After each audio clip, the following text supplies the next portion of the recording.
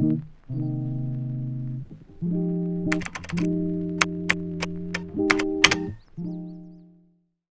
everyone. Welcome to the Marketing and Communications panel. My name is Ali Adam. I'm a 2020 graduate from Alpha Chi Omega, and I currently work in the public sector as a management assistant with the Ventura County Behavioral Health Department, doing a lot of public information work. And I came into that from the public affairs industry, representing clients in utility, real estate development, and energy. So that's a little about me. I will hand it off to our panelists to introduce themselves, and we can just go by order on the slides, starting with David, then Miranda, Anya, and Ben. If you could each tell us who you are and a little bit about what you do. Oh, David, you're muted. Yep, got it. All right. No, so my name's David Bellinger. I graduated in 1994, and I'm a member of Phi Kappa Psi, and I'm a private mortgage banker at Wells Fargo. Hi, I'm Miranda Remmer. I graduated in 2014 in Alpha Phi. I am actually currently based in New York, where I am the Senior Manager of Relationship Management and CRM at Cobre & Kim, which basically at my law firm falls within the strategy department and really more broadly translates to business development. Hi, I'm Anya Harris. I'm based in the Bay Area. I am a VP of Client Partnerships at GSTV, which stands for Gas Station Television. I focus in advertising, media sales, and digital advertising has been my background for about 15 years now. Hey, I'm Ben. I was a Fiji. We're not there any longer. We used to throw some pretty cool parties. I own a marketing agency, specialize primarily in e-com, work with a variety of brands like Amazing Grass, Wacom, Johnny O, etc. And happy to speak with you guys today. Awesome. Thank you, panelists. We have some questions prepared for you all for the panelists to answer, and I will say which panelists will answer each in what order and then read the question. And so the first question is going to go to Ben and then Miranda, and it's, what fields or industries can you go into for marketing or communications? Or where would you say is the biggest demand for marketing and communications work right now? Starting off with Ben. Yeah, so I was a comm major partly because of the reason that it's there's a lot of opportunities, right? It's very kind of broad in that regard. So I think like the different fields and industries you could get into are almost endless. I mean, I have friends that do all sorts of different things. I mean, you know, from a pure marketing perspective, there's lots of different opportunities, whether you're agency side or client side, from entry-level positions and creative positions and tech positions, et cetera. You know, I think one of the biggest areas of demand right now that I see, and I'm a little biased in it because I specialize in it, is e-com or direct-to-consumer opportunities. They say COVID really accelerated that shift between e-com and retail by 5 years. And so I've seen so many brands really try to focus a lot more efforts into that direct-to-consumer e-commerce experience. And so right now, as an example, there's so much opportunity.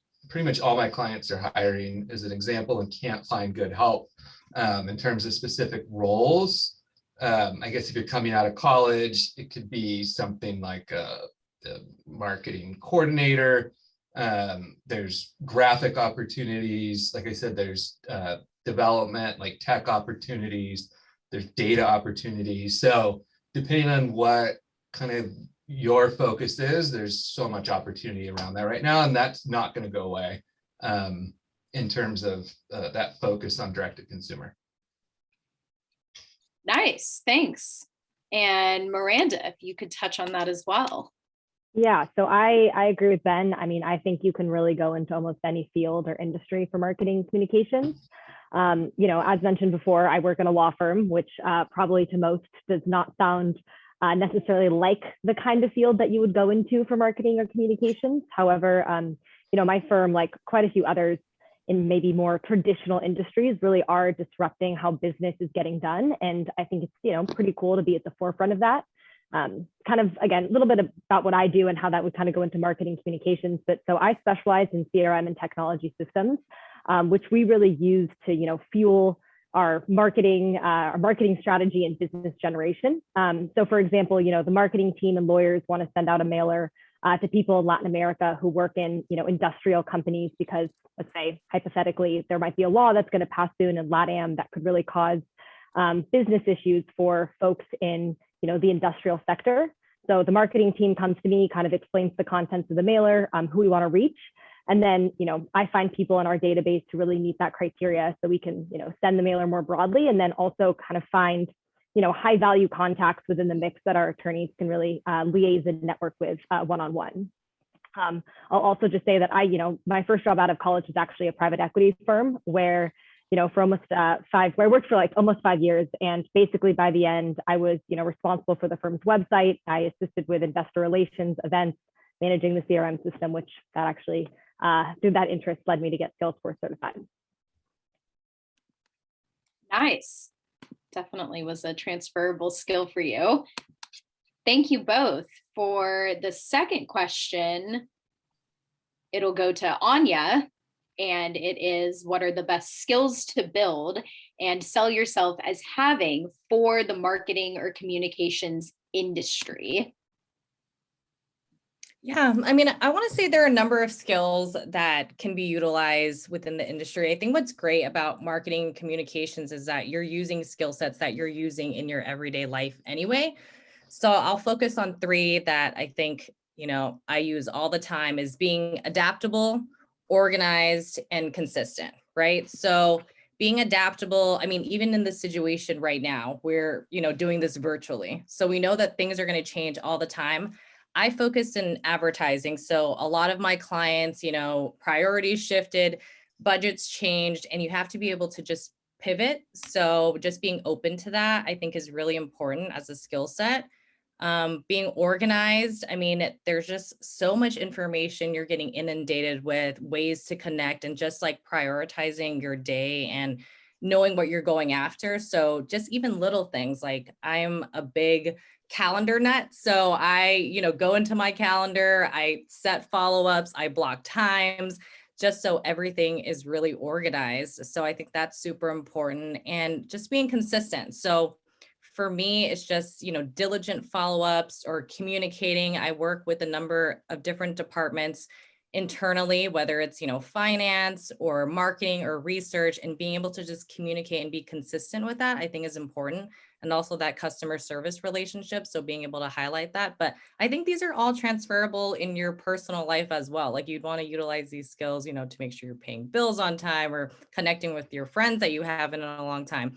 So I think highlighting all of those is super important.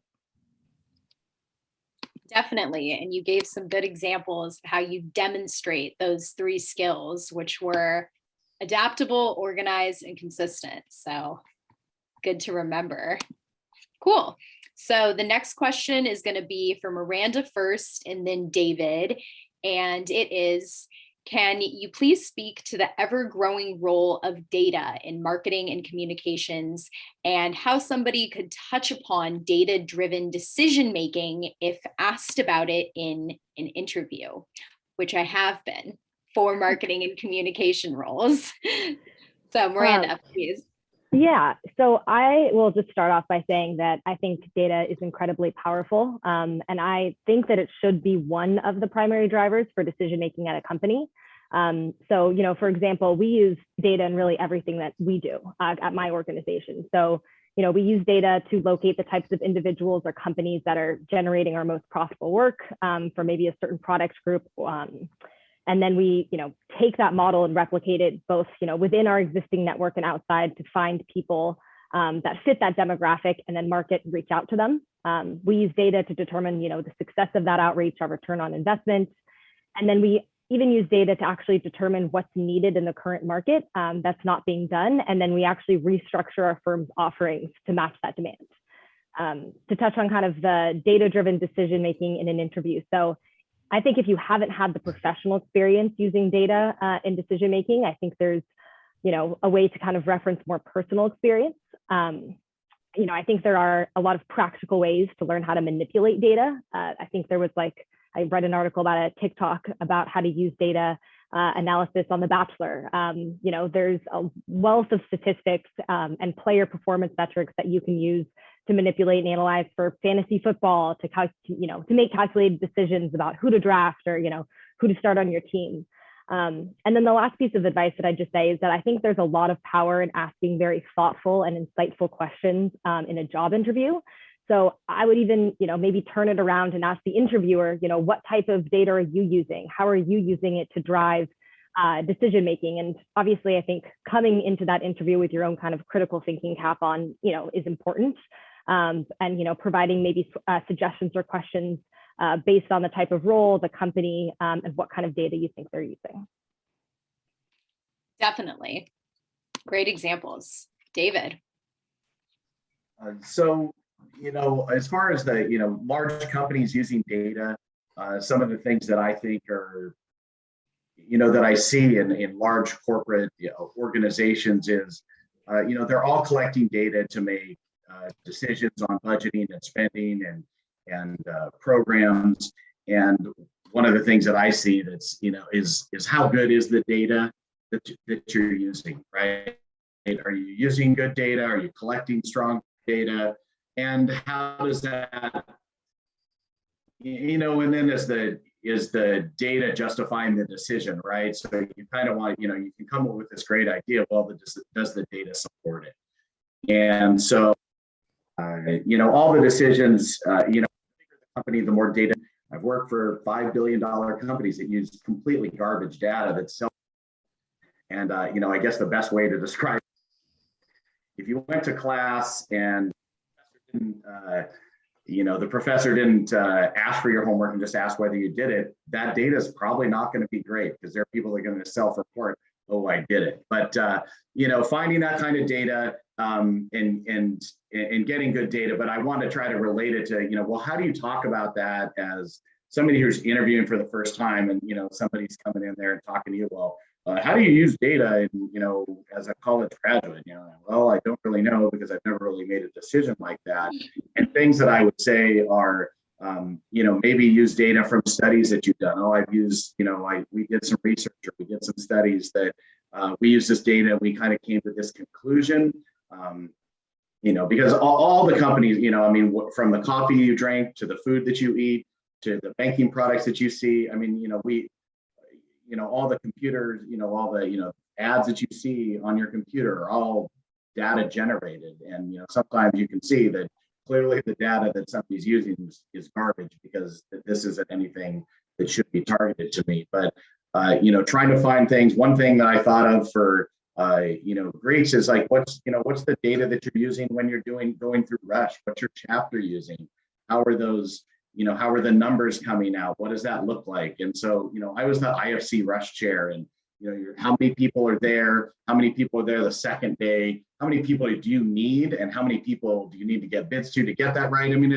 That's kind of simple, it's simplified, but, in ways you can use things that you do and the decisions that you make to kind of find data points where you could probably talk, intelligently enough to give them an idea that what you're talking about without having business data experience that you've somehow made, some kind of decision.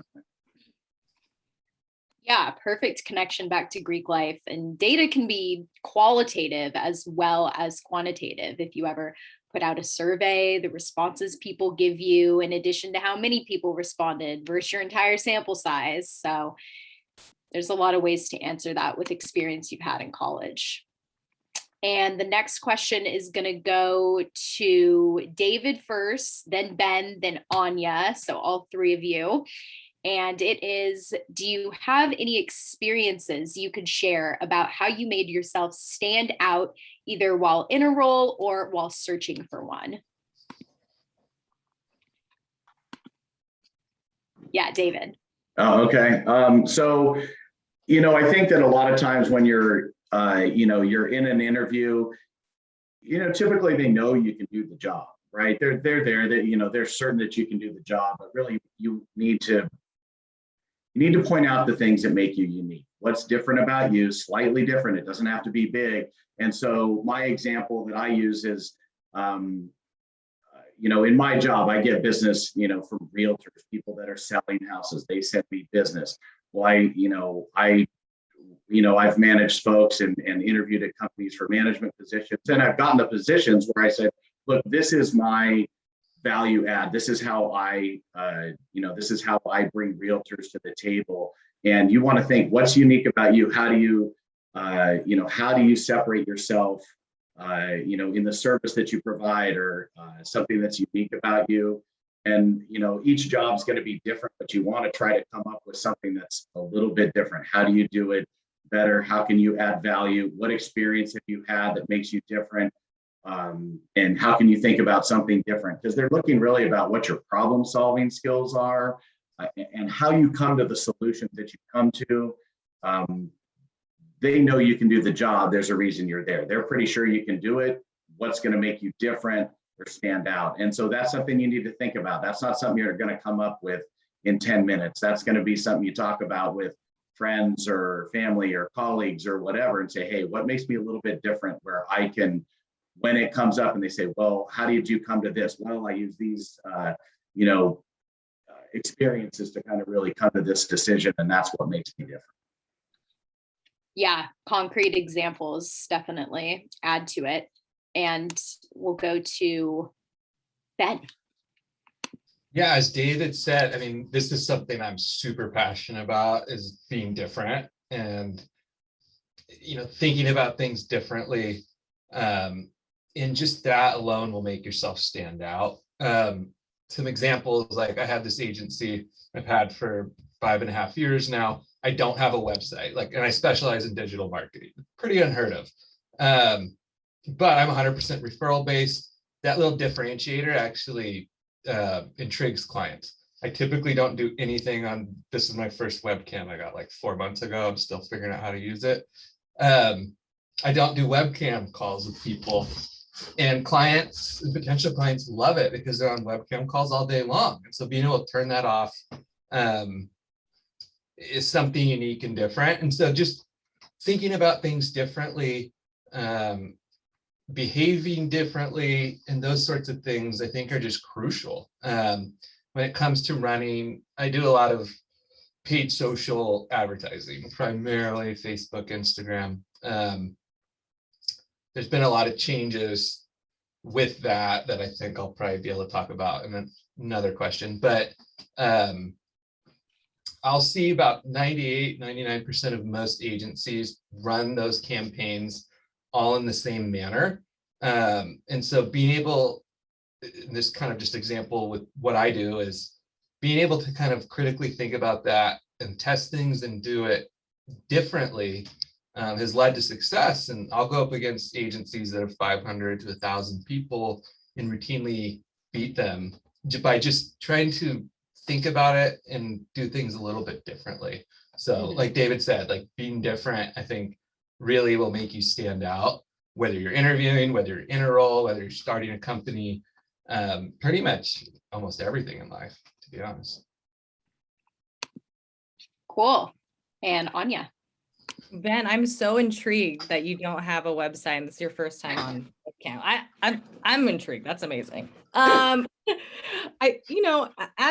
everyone's going out to like interview and I've gone through my fair share of interviews. I think like there are a number of ways to stand out. Like everyone was saying, David and Ben saying, like you want to be different, think differently. I think one of the things that I I've gotten used to doing is, typically when I interview for like a sales job, you have to pitch the product of that company. That's usually part of the interview process. So, which is very intimidating, right? Because you're interviewing with people that know their product really well, and you're supposed to sell it back to them. So obviously being prepared is one of the things that you have to do already. But for me to stand out, as a follow-up, I actually, stay completely in character. Like I already work for the company, and I follow up, asking, relevant questions and, pretty much asking for the sale. And most times people have been, impressed, or, at least it stood out to them that this is something that's important. But I want to say, like, have fun with, being different as well. A lot of people are having like Zoom fatigue right now, being virtual. In one of my meetings, I started out, I was like, okay, we come to the meeting, I'm gonna savor a bottle of champagne. And then I got a ton of responses like, you're gonna do what? What are you gonna do at the beginning of the meeting? So, and sure enough, I, bought a bottle of champagne and just, savored it off. And, so I think that's just super important in standing out and kind of bringing something where people are going to remember you by. So I think that's like the key thing in standing out and just, being prepared. Oh yeah, definitely. Great story. So we have two more questions. This next one is just for Ben, and it is, what are the major trends in the industry, and what direction would you say it's headed in? What will be the most needed skills for where marketing and communications are going? Yeah, so I mean, that's kind of a big question. There's a lot of different trends going on. I touched on one big trend earlier, and the shift from to direct to consumer, or e-commerce. Another big trend going on is automation. You see that, and this, I'm speaking really to kind of advertising, I guess, even specifically the marketing, but automation within Google, within different platforms, Facebook, et cetera, versus kind of manual decisions with that. Some of this, I think, with automation, it's still not perfect. I mean, the automation could put me out of business at some point, technically. I like to think we could still beat the automation most of the time. However, I mean, I think certain needed skill sets are going to be there in general. That's data analysis. You're still going to have to be able to analyze data. I think from a creative perspective, automation's not good at that, whether that is writing copy, design, dev. I mean, I guess would fall in that. There's not really good automation with that. But, picking, I think, a lane and what you're good at. Like, I was always a numbers dude. And so I went into media planning essentially back before you guys were born. And a traditional agency and offline, and kind of stuck with that path. If I was more creative minded, I probably would have been more creative direction in that regard. I think other trends are in terms of like specific media channels. Well, I guess, I mean, so digital is obviously such a huge thing these days. What I've seen is kind of a shift back into some traditional channels, which was kind of unexpected. You're seeing a resurgence in direct mail catalogs. You're seeing kind of that offline television and radio shift a bit, and even like with what Anya does with gas station TV, you're seeing connected TV, over the top. You're seeing, just radio instead of terrestrial radio. You're seeing that shift into Pandora and Spotify and stuff like that. But I think figuring out that lane and what you're good at. Are you more creative? Are you more numbers? Are you more this or that? And then following that direction is what I just kind of would recommend. For sure. Thank you. So one more question, and it'll go to Anya first and then David. And that's, could you give us a piece of practical, actionable advice for getting into marketing or communications while still a college student or a recent grad? Yeah, I want to say just, hone into what your likes are in terms of industries. I mean, the great thing is that you can get into a number of fields, whether it's marketing or in the health industry, travel. So I would say like get to know the companies, do more research on them, and then use your connections, your resources. I say here now, add me, go to your Gaucho network, go to LinkedIn, just like connect and reach out to people, reach out to aunts and uncles and friends. And, I find more often than not, people are willing to chat and get to know you. And, but just, put yourself out there. And I think that's kind of the hard part, the fear and maybe rejection or something like that. But just know that, you want to utilize all the resources that you have access to. Totally agree. Yeah, David. Okay, so one of the things I think is, getting your foot in the door at any company or large corporation. Most of these companies have marketing, communication, PR departments, or they outsource it. And one thing that a lot of companies do, especially if they have multiple locations, or your slightly larger companies, have a lot of flexibility for you to move in between locations, departments, across various companies. So, for example, where I work, let's say it's at a bank. You work at a bank, that bank has 80 different departments. Some support the other departments. Other ones are, client facing, and they have all sorts of different market segments. And each one of those market segments is supported by by some kind of marketing department or the same marketing department, depending on how big it is. So getting your foot in the door anywhere, most of the companies will allow you to transition or look for other opportunities on their internal pages and stuff. And it's a lot easier to transfer somebody than it is to, have you quit and then find somebody else to do that job. It's, whether that could be across the country.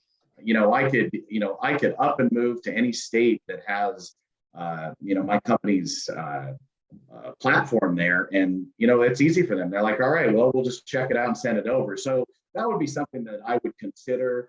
One piece of advice is, and I've done it and made the mistake. So here's a little bit of wisdom: is a lot of times you quit your company instead of quitting your boss. Think about quitting your boss first and staying with the company if you do like the culture. So I've left the company where I should have just quit my boss and found a different boss, 10 miles away. Good to keep in mind. Thank you all. That was awesome pieces of advice from some really established professionals we were lucky to hear from today. Thank you again, and I will hand it back off to Soleil.